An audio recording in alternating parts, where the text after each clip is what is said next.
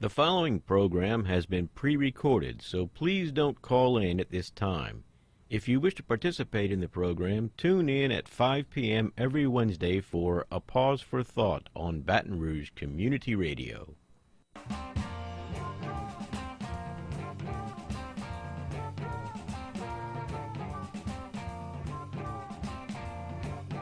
Good evening, fellow humans. This is Wayne Parker with A Pause for Thought on Baton Rouge Community Radio, 96.9 FM in Baton Rouge. Good evening, and I goofed up the intro again. I left the station on, but there you go. I want to let you all know that this is a live call-in show. You are welcome to call in and ask questions, voice your comments, whatever. And I see a little bit of surprise on the part of my guest. I thought she knew. But anyway, the only rule for calling in is that you be decent and respectful, and if you aren't, I have ways of dealing with that. There's a little button right here in front of me. Anyway, but I hope you do call in. It's an interesting topic tonight. We have Janet Sullivan in the studio to talk about one of her many skills, professions, what have you, Shiatsu, and I think you said energy work, or you can talk. I can talk. It's yes. live. Yes. How you doing, everybody? Hey, Janet. We'll be talking about Shiatsu, energy work, neuromuscular massage, yoga, qigong. Okay, sounds like a bunch of magic stuff to me, but we'll see. Johnny Parker here is also with us tonight. How you doing, Johnny? Doing great, Wayne. Greetings, you and Janet. Yep. It's always good to have you here, and as always, I have people here that I enjoy and appreciate, or who can contribute something to make this a better world, which is ultimately what I'm all about, WHYR is all about. And you can call in, by the way. You can be part of it, too. Number here is 343-9927, 343-9927. If you are outside our calling area or listening area and live streaming on WHYR.org, just call the area code 225 and then 343-9927. Okay, Janet. I know a little bit about Shiatsu massage because I've had it done to me, and it hurts. But it also, when I walk out of my sessions, I feel better, I walk straighter, and I think you know my history with my spine and all that, so you know that I do have problems with the way I walk, and that causes problems with my body, blah, blah, blah. So, but I do know for a fact that I walk out of the sessions feeling a whole lot better, standing straighter and walking more comfortably. But I read up a little bit about Shiatsu, and I was impressed, actually. For one thing, it's based back in, well, it's kind of a Japanese massage, or started out as Japanese, right? Mm-hmm. And it was actually called Anma, Japanese traditional massage, but it became Shiatsu, which I think is called finger pressure. Mm-hmm. That's a translation. Okay. But Shiatsu developed from those Japanese traditional therapies, a combination of with Western massage, Buddhism, I think it says here. And the neatest thing I thought was that it talks about addressing certain points in your body that aren't allowing energy to flow freely. And it talks about the all-pervading energy, or as I mentioned before we went on the air, ki is the Japanese word, but I think chi is the Chinese word for it, which is what I'm familiar with the Tao Te Ching and things like that. But can you tell us some more about it? Sure. Shiatsu is basically a Japanese massage based on the 5 elements of Chinese medicine. So, from how I understand it, is a Buddhist monk in the 6th century introduced it. And it did begin as Amma or Anma. I think in, I want to say 1964, it was declared its own entity, Shiatsu. But it has a long evolution, and it stems from Chinese medicine. It's fascinating. There's 5 elements, and each element relates to nature. And each element has 2 or more internal organs that are associated with that element. For example, the wood element relates to the season of spring and opens into the eyes and relates to the liver energy and the gallbladder energy. and the emotion for it is anger. It's all very interesting. Each organ has an associated flavor, peak time of function for that organ, and it's accessible through these pathways. Peak time of what? Function for that organ. I mean, during the day, in During your the day, lifetime, or during the day. Okay. Like liver peaks between 1 a.m. and 3 a.m. when we need to be sleeping. It's our giant filter.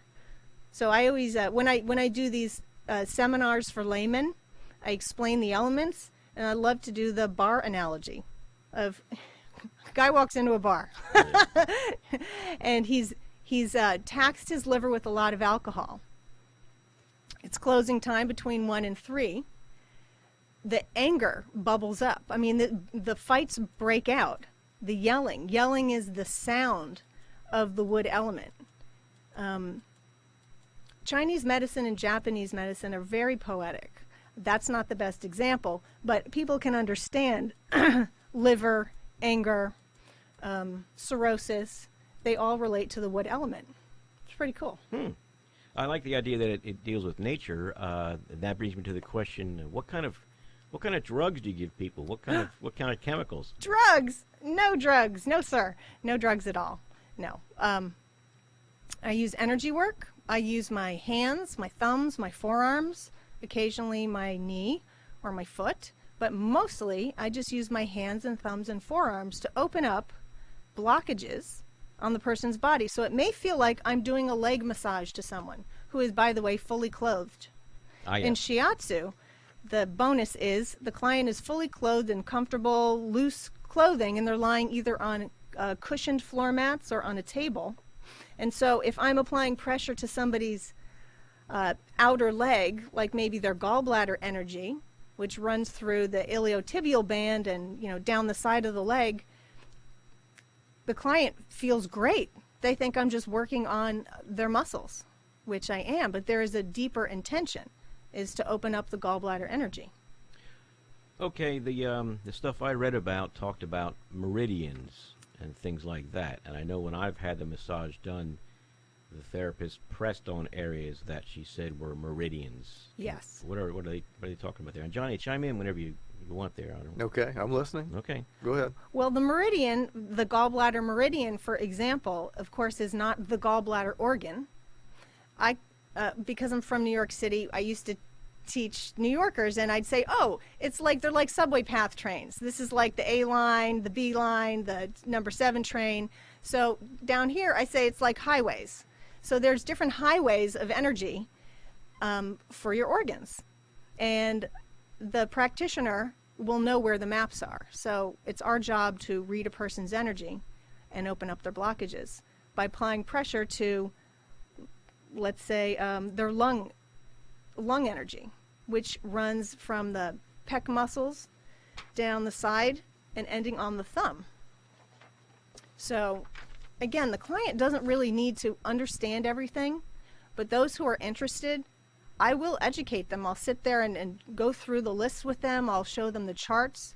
And some people actually take notes because they want to use it for their own, self-knowledge. Question about reading a client's energy, Janet. How do you do that? Say I walk into your office and just say, hey, I'm not feeling good. I'm drained today. Right. Or I've been feeling tired for the last couple of weeks. Right. Well, I would do bo bun munshin, looking, smelling, touching. There is tasting in there. I'm not going to lick anybody, but that's very funny. I think it's funny because in school we all would joke around like, oh, what are we going to do? But, I saw a Tibetan energy worker. He used to work on the Dalai Lama. He visited New York. A bunch of us went, and he tasted our urine, and he could tell what we ate, and he could tell what was killing us, what was hurting us. He told us what to take out. Now, I don't do that. I do not do that part, but what I do is I look, I smell, I touch, I feel where there is cold or heat or poor circulation, and I read the maps that I've been taught. And what do these maps look like to you when you look at a person? Like reading the map of a person. Well, there are actual physical maps, like it's drawing. We don't have a visual component to this live radio. how do I explain this without a chart? Okay, but Like as if there are lines on the body, and you can see where, let's say someone has their shoulders slumped over, called kyphosis. They're compressed Okay. in their lung energy and their heart energy. In Western medicine, in Western massage, we would say, oh, their pecs are contracted and they're overstretched in their rhomboids. But in Chinese medicine and Shiatsu, we'll say, oh, there's an impingement in the heart energy, and there are different ways to open it. So we have many choices as energy workers of which way we want to go. What's the difference between the energy pathways you're talking about and simply neurons, or nerves, lines? Good question. They don't all follow nerve pathways. Yeah. Okay, this one site I went to, of course I looked this up on the internet and didn't get any books on it, but they said that a couple of French doctors some time back did some experiments, and they found that stimulating the meridians Yeah. that you do in Shiatsu actually does stimulate some chemicals, and it stimulates neurotransmitters and whatnot that also improves things. And so they found a parallel with it. I also wanted to mention, too, since a lot of people no doubt are skeptical of it, this isn't FDA approved, right? There's licensing for it. Really? I'm licensed. I'm a licensed massage therapist. I'm insured for doing multiple types of massage, including Shiatsu and Tween-on, Ama, and all that stuff. Okay. So it's very regulated here. Okay. Yeah. Okay. Well. Yeah, they teach it in school. That's where I first learned it, was in massage school. I didn't know it existed Oh, okay. until I was like 24.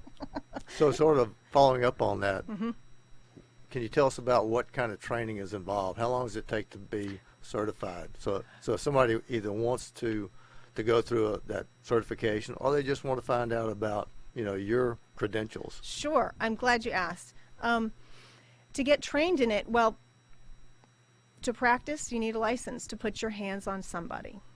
So Right. you need to go through massage therapy school. Most massage therapy schools do not teach this.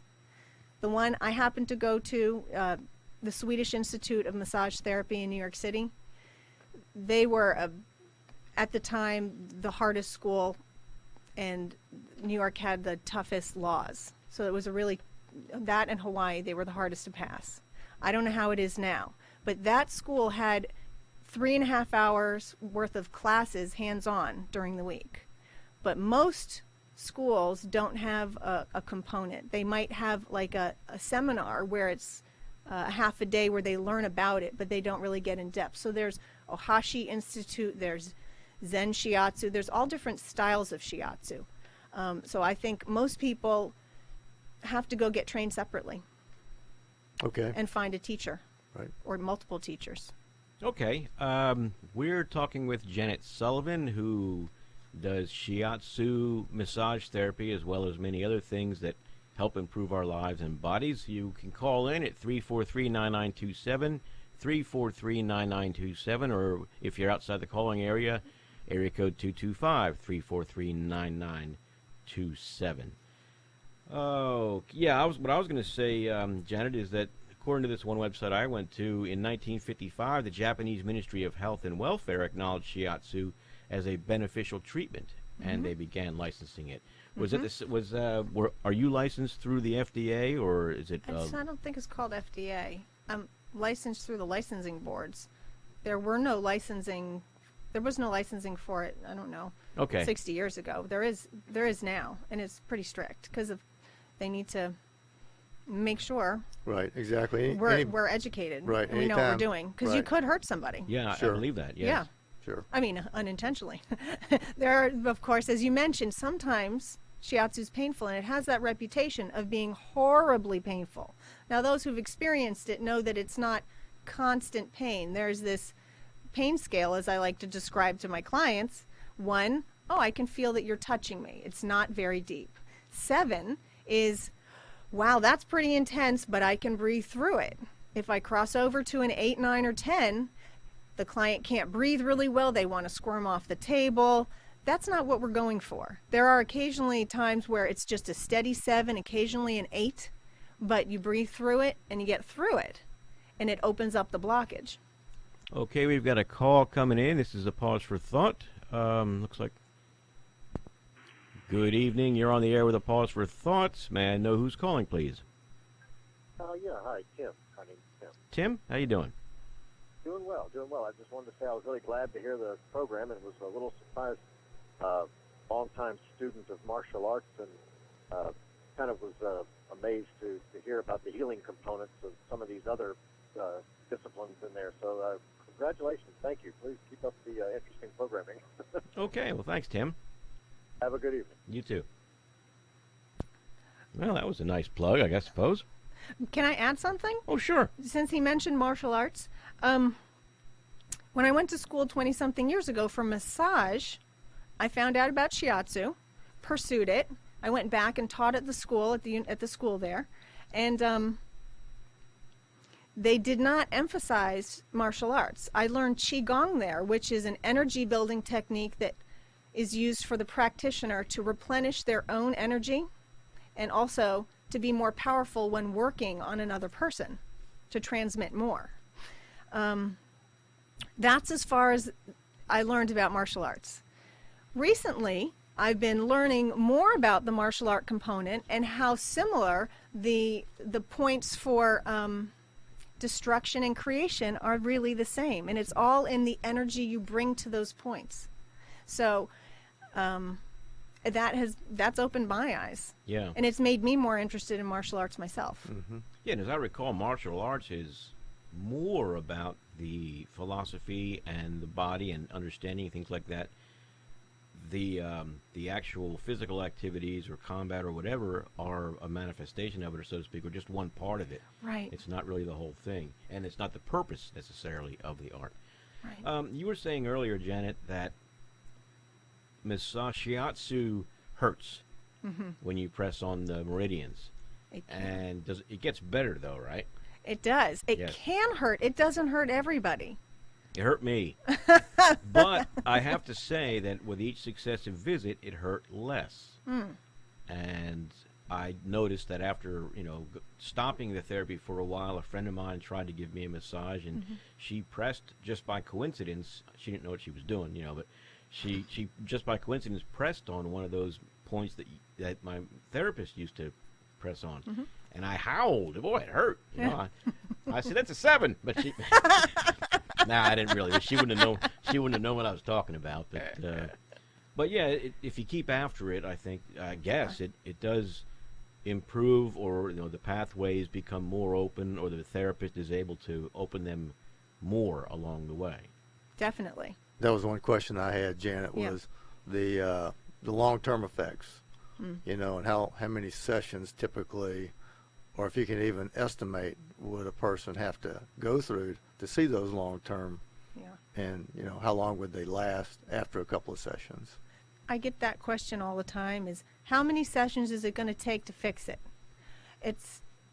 I'll never have an answer for that. Right. It depends on the chemistry between the practitioner and the client, how severe the damage is, how powerful the practitioner is, and in terms of the pain, I've experienced some pain receiving Shiatsu, but it's never more than like 30 seconds. It feels like minutes and minutes of pressure and pressure, but it's in real time. It's really not that much pressure. Wait a minute. Did you just say you experienced pain while giving massage? While receiving it. Oh, receiving. Okay. Yeah, when I'm the client and I'm on the table and it's my turn. Yes. Oh, yeah, I feel that. Yeah. But I know how to breathe through it, and so much of it is breathing through it, and it's over, and it goes quickly. What causes you to have these problems, though, if you're the one administering, if you know all this stuff? I mean, if you're so smart. Right?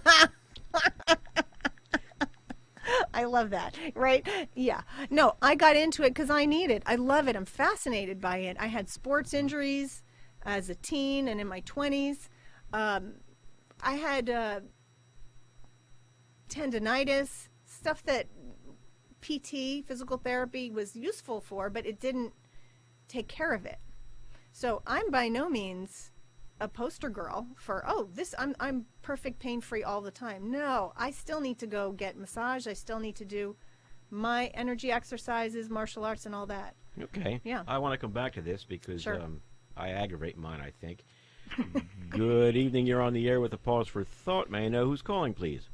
Good evening. This is Randall. Hey, Randall. What's up? Hey, I was just wondering if Janet would mind elaborating on the style of Shiatsu in which she What happened? specializes and what other styles there are. Okay, we're back. Randall, are you still there? I am. I'll be darned. Well, good. Well, let's see. Well, start from the beginning, I guess. Okay. You had a question? Yes, I was curious if Janet would elaborate on the style of Shiatsu which she practices and other styles that there are. If she could tell us about the different styles that one can receive and what differences there are. Oh, sure. I would love to talk about that. The style I was trained in is 5-element theory. That's what they teach at the Swedish Institute. There's also Zen Shiatsu. And Zen Shiatsu, from what I understand, doesn't have as an elaborate treatment plan or patterns. They go more with intuition. The 5-element theory that I was trained in goes into depth about diagnostic techniques in dealing with the organs. And there's 8-point, and I really don't know all the other kinds. Oha Shiatsu is wonderful, and I don't know their methods behind it. Randall, I get the impression that you know something about this stuff. No, I'm just curious. My experience is only peripheral at best. I know in terms of Asian medicine, the only experience I've had was with acupuncture. I was up in New York, and I guess my next thought is discerning or distinguishing between acupressure, acupuncture, and shiatsu massage. Sure. Acupressure is the application of pressure on just that pathway that is in pain, and perhaps the surrounding pathways nearby. Say near the shoulder, if someone has a rotator cuff injury, someone might be doing pressure on large intestine meridian that travels through it, lung meridian, triple heater meridian. The difference between that and Shiatsu has more of a diagnostic aspect where we're looking for where is the weak point of energy and what organ is holding too much energy. So I used to teach it as, in these elements, we're feeling for which ones are not sharing with the rest. And I call those the bully elements or the bully organs. And the kyo or weak organ energy is the one in need. So 5-element theory focuses on the need. We focus on feeding that meridian and that energy, as well as the parent or the mother, which is the previous element. And that's where a chart would be really useful right now. And to describe it over the air seems useless, and I'm so sorry that I can't figure that part out. I'm used to teaching with a big whiteboard. Okay. Yeah. And acupuncture is similar to Shiatsu in that it uses needles to open up the energy. But, yeah, go ahead. Well, it sounds like the energy is described similarly, unlike, for example, when the moderator was talking about in Western medicine neurons.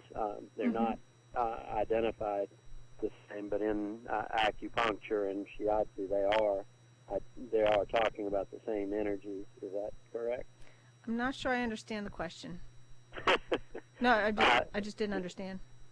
If you're, well, for example, I went in for no particular thing. In fact, I was filling the gap because somebody else didn't want to go. and I didn't want to waste the visit in New York City and Chinatown. I was too curious, and I didn't have any particular pain, and I described the regions of my body that were occasionally problematic, and they put pins in me for several, for an hour or whatever Wow. the regular time was, and I went back to the hotel and promptly fell asleep for 15 hours or 12 hours. That's really good. That's a great way to seal it in. I call that like the crock pot cooker. After a session, it's a great way to seal it in. Can I mention something, Wayne? Yeah, Randall, can we go? I need to open up the line again and Yeah, everything bye-bye. else. Thank All right, you. thanks a lot. I'd Go love ahead. to mention that. No, go ahead. Go ahead. I'm, Okay. I'm For those who want to get in touch with me, you can get to me through my website. It's my full name, Janet Sullivan, JanetSullivan.com. It describes the different styles of work I do, the different classes I teach. I teach Kundalini Yoga, Hatha Yoga, Qigong, and on Tuesdays, I teach a free class at the Unitarian Church on Goodwood at 9 a.m., open to all people with who are athletes or injured or with a serious illness. There are adjustments to be made for anybody, and we do a combo class of simple martial arts, Qigong, yoga, and functional exercise. And on Thursdays at the Red Shoes at 10:30 in the morning, I teach Kundalini Yoga. Okay. We're good. I wanted to get back to the pain part of it. Yes. Well, actually, there were two things you said, Janet. Yeah. You addressed, when you were talking to Randall, you mentioned about you go after the mother organ and you find out which organs are not sharing with the others. Yes. And what this little research I did here on Shiatsu told me was or described it as a holistic type of treatment, which is the whole organism, the whole thing. Yes. And that's basically what you're doing there, is getting the whole body, all the different parts of the body to play along together and get things flowing freely. Yes. And as far as the pain, you mentioned you had former or past injuries and things like that. I know with me, I walk funny because I've injured my spine and have some paralysis in my lower legs. And that causes me problems, I guess, chronically. So if I don't get the therapy regularly, just by living and going through life, I'm going to bring back problems for myself, right? Right. It's like trying to break patterns and have the body remember what it can do. And sometimes it's like onion layer peeling, going for sessions. Some people, they can come for a few sessions and they can retain that change that they've made and keep those areas open. And other people are so used to going back to the old pattern that they don't get to live in the open state for very long. In my experience, when I've gotten Swedish massage, it feels nice that hour or those 3 hours after. But for me, Shiatsu and acupuncture have longer lasting, several days, several weeks of me staying open where I can improve on that openness. That's my experience. Cool. Johnny, have anything to add? Well, we're pretty close out of time, but you mentioned illnesses. There are a lot of people who go through chemotherapy, Yes. radiation therapy, Yes. very draining. Yes. Can you talk just a little bit about your work with those people? Yes. You can build people's energy and teach them how to build it themselves. It's very simple. Okay, well, I'm sorry, Janet, we have to go. You've been listening to A Pause for Thought. Janet Sullivan with Shiatsu Massage Therapy. This is Wayne Parker on WHYR 96.9 FM in Baton Rouge, and we got to go. Have a nice evening.